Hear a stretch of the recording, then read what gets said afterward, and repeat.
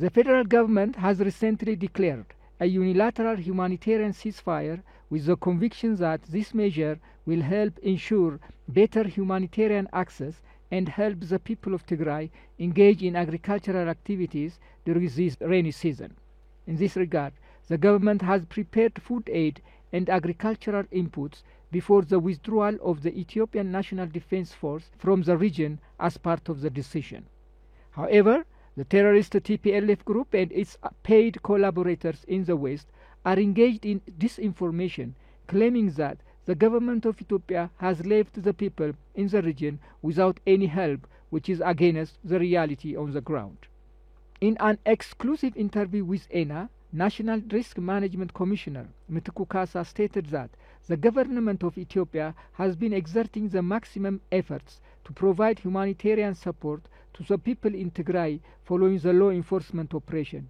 It has also done everything possible to involve the international community with a view to scale up the humanitarian assistance needed in the region. Determined to provide support for citizens, the government has not spared resources to assist the needy in the region. Even when the government decided the unilateral humanitarian ceasefire, it has also prepared well so as to help the people with the necessary humanitarian support by storing around 400,000 quintals of food at the Mekelle Central Warehouse.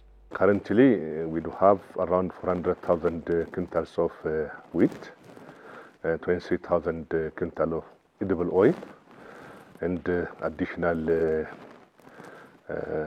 powdered milk, energy biscuits, and CSCB at Mekelle Warehouse. It is a government contribution for the region. Besides, there are 5 partners which are involved in food distribution in Tigray region, namely WFP, World Vision, Food for Hungry, Care International, and the rest. It is a local NGO which has been operating for a number of years in Tigray region. So that these 5 operators do have sufficient resource to be distributed to the needy ones across Tigray, so that we don't have any challenge or any shortage of resources to distribute for the needy ones based on the priority that we have set up together with the partners. The TPLF terrorist group and its paid media collaborators in the West have also been disseminating fake information to confuse the international community by falsely accusing the government of Ethiopia that it is using starvation as a weapon of war in Tigray, which is totally dismissed by the government of Ethiopia. Mitiku clarified that the areas which are suspected of being affected by famine are under the 5 partner aid agencies. As we report a number of times, in the first round and second round, the government contributes 70% of the 70% portion of the food resource in the region, which is estimated at 10 billion Ethiopian birr. This is the first thing. Second, areas which are suspected being influenced by famine are under they are under the operation of 5 partners, namely REST, Food for Hungry, Care International, and World Vision. Had it been the government of Ethiopia which is operating a region in these areas, the suspicion is might be true. Now the reality is, in these areas, especially the central, southeastern, eastern, and northwestern parts are 100% are operated by the 5 operators. It is not the government of Ethiopia.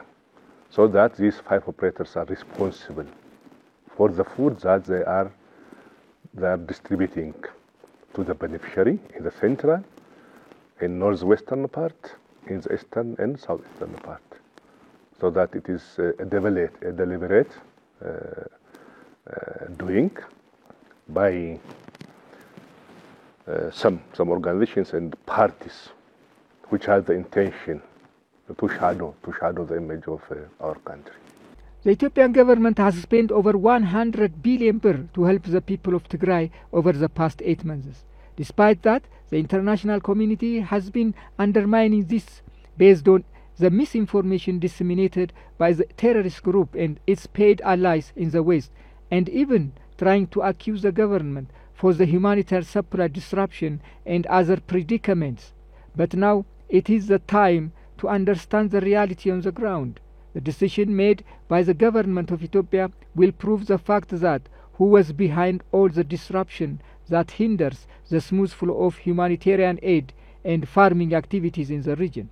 This is the right time for the people of Tigray and the international community to realize the government's efforts in providing humanitarian assistance in difficult situations. Even though it invests such amount of money, no one has seen it positively. Be it the junta, the people, as well as the international community. So that the aim of the ceasefire, the unconditional and the unilateral ceasefire is, as we informed earlier, it has two purposes. First, to facilitate or pave the way for complete food distribution to the needy ones in the region. Second, to pave the way for the Meher agricultural season to produce, to let the farmers in Tigray to produce their resources to get out of any humanitarian assistance in the coming 2014 Ethiopian calendar. So that the next step would be the regional authorities, as well as the people, will have time to think time and again, which parts are positive, which parts are negative. This is the first thing. Second is suppress the pressure from the international community.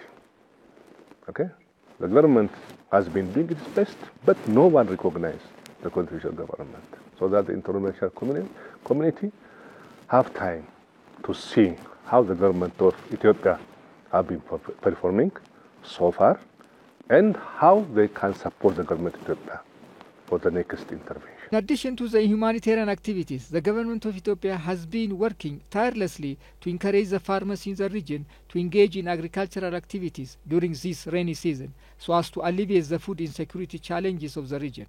If the farmers in the region miss this year's planting season, the catastrophe of the food insecurity in the region would be disastrous that could be difficult to reverse in a short period of time.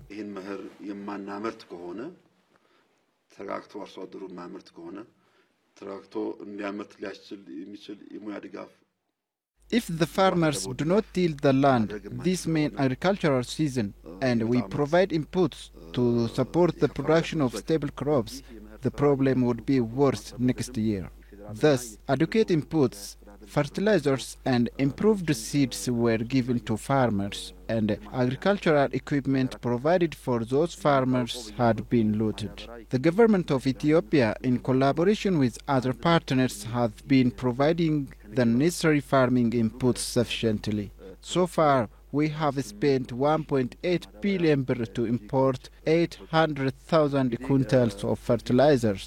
Out of this, 300,000 have reached at Mekelle warehouse and being distributed to farmers.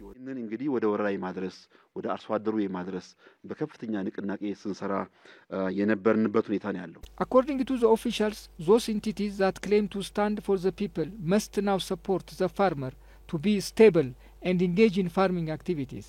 They also called on international organizations to support the humanitarian effort and ensure that the farmers are able to carry out agricultural activities.